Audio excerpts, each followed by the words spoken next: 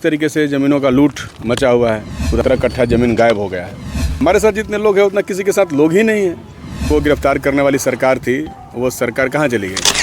Sir के शहर के अंदर ज़मीन विवाद बहुत बड़े लंबे समय से चल रहा है, उसी को लेकर के हम लोग यहाँ आए हुए हैं ताकि ज़मीन का नापी कराया जाए। ये अमर उपाध्याय जी हैं, जानते हैं आप इनको, इनके पिताजी राजन कांत उपाध्याय जी, जिनका 17 कट्ठा ज़मीन गायब हो गया है। उसी ज़मीन का नापी करने के लिए हम लोग आवेदन दिए हैं और सीओ साहब से हमने आग्रह किया है कि आप जांच करा करके जितना जल्दी हो नापी के लिए आदेश निकालना है। सीओ साहब के द्वारा क्या कहा गया, क्या कुछ उन्होंने कहा है कि ठीक है नापी का आदेश निकालेंगे। अब जिस दिन नापी का आदेश निकलेगा उस दिन उसको जाँच कराया जाएगा।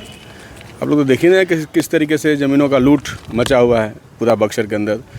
सरकारी ज़मीन पर, नहर के ज़मीन पर कोई जो है ईंटा बिछा देता है और सोन नहर के अधिकारी कहते हैं कि भाई हमको पता नहीं चल रहा है कौन बिछाया है, और बक्सर की जनता करेगा हमने देखा है, सबको उनका नाम पता है, अखबार में भी नाम छपा है। तो इसलिए वही चल रहा है कि समर्थ के का दोष गोष है। उन्होंने जिला अधिकारी महोदय को भी दिया है। इसलिए ये लड़ाई चलती रहेगी। गरीब लोगों का, कमज़ोर लोगों का जो ज़मीन कब्जा कर रहे हैं माफिया लोग, उनके खिलाफ जो हमने लड़ाई की शुरुआत की है, उसी की कड़ी में आज हम लोग अंचलाधिकारी से मिल रहे हैं। डर नहीं लग रहा, अकेले मोर्चा जो है खोले हुए अकेले कहाँ है, राम जी भाई हैं हमारे।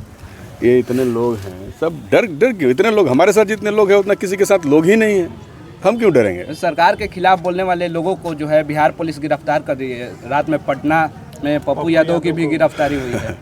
आप लोग याद होगा एक समय में देश में इमरजेंसी लगा था, उसके बाद जितने लोगों को गिरफ्तार करने वाली सरकार थी वो सरकार कहाँ चली गई। तो उसी तरीके से ये सरकार अगर जनता के खिलाफ काम करेगी, जन विरोधी काम करेगी, तो सरकार को जाना होगा।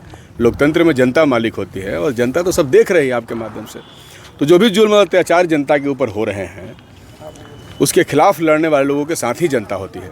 इसलिए जनता के पास सारी शक्तियाँ हैं और जनता निर्णय लेगी आने वाले समय में। जो है लोगों के द्वारा बताया गया कि फेबर ब्लॉक कौन बिछाया है, लेकिन अधिकारी जो है अभी जांच में ही जुटे हुए हैं, उन्हें पता नहीं लग पा रहा है कि फेबर ब्लॉक बिछाया है। गरीब आदमी को उजाड़ने के लिए उनको जांच नहीं करना पड़ता है। झोपड़ी वहाँ से उजाड़ दिया गया कि भाई अतिक्रमण किए हुए हैं, तो झोपड़ी हटा के महल वालों का अतिक्रमण करवाया जा रहा है। हम तो इसके खिलाफ लड़ ही रहे हैं और हम ये भी कहेंगे कि भाई जितना जल्द हो।